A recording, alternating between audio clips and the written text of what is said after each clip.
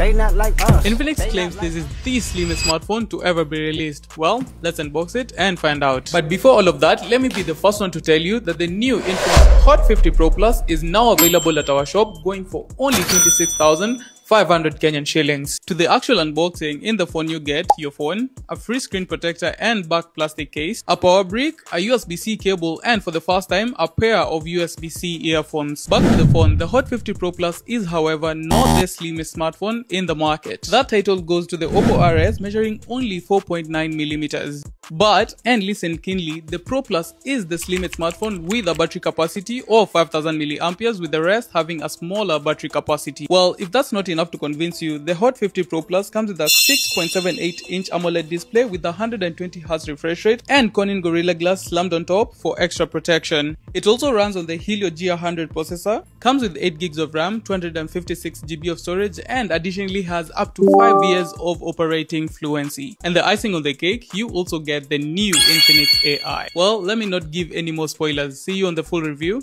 Cheers. They not like us. They not like us.